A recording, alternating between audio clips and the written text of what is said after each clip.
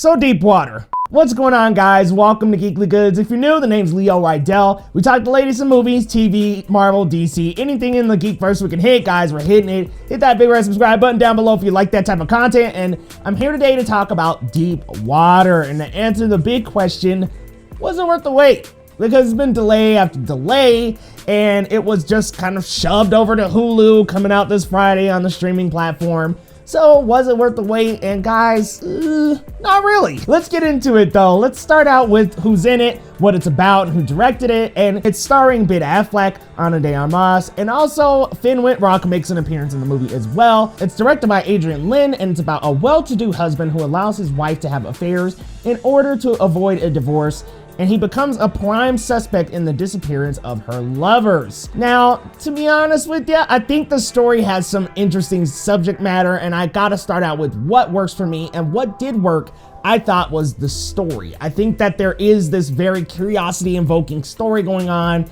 with this husband who's just letting his wife, you know, see other lovers. Nothing wrong with that if that's the arrangement of their marriage. But the lovers start disappearing and sketchy things start happening, and following this story, I thought was very fun, to be honest. I thought it was a fun, and obviously not like happy, cheery fun, but it was just like very curiosity invoking. And I was like, wow, this is happening. So I like the subject matter of the story, and I think rearranged and told a little better, it could have come across a lot better. I did like Ben and Anna. I think they've done a lot better in their careers, so I don't think this is either of their best role, but I do think that they did a pretty decent job with the material that they were given. But let's get into some things that unfortunately don't quite work for me, and I want to start with the direction. I think that things just aren't synergized the way that they could be. I think that the acting's not strong enough. I think the story isn't strong enough. I think the pacing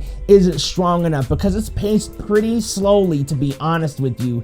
And I think there are a lot of lulls in the movie where there are opportunities to really follow a little bit more from these characters. I wanted more perspective from Ana de Armas's character, and we didn't really get it.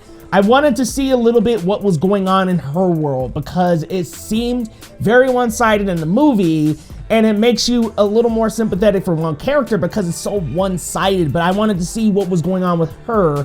I wanted a little bit more transparency there, and they didn't really give it to us. Also, the story. I said the story, direction, the story, the acting.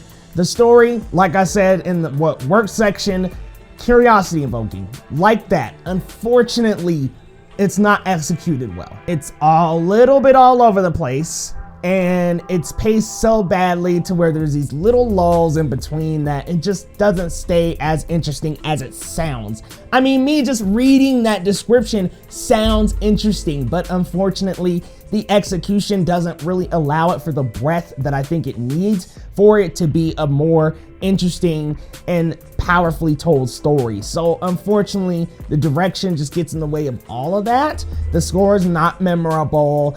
There aren't really a ton of memorable moments.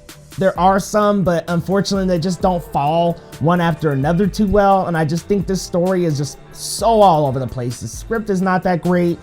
Unfortunately, it's not that great of a movie, guys. I wanted this to be a good one because just the premise alone I thought was so interesting, and even the trailer I liked, but man, Anna and Ben not at their best, along with really poor direction, a story that sounds so interesting but isn't executed well, just really became a recipe for a pretty mediocre movie. So if I had to give a score to Deep Water, I have to go with a 5.5 out of 10. Yes, that might sound shockingly low, but unfortunately, it just didn't hit the right beats for me, guys. Didn't hit the right notes. Y'all gotta let me know your thoughts down in the comments though. Hey, maybe you'll enjoy it. I did think it was very much a Gone Girl, great value version of Gone Girl. So maybe if David Fincher was on this movie, we would be able to actually have enjoyed it. Guys, you gotta let me know your thoughts though. Are you anticipating this movie? If you've seen it, what did you think?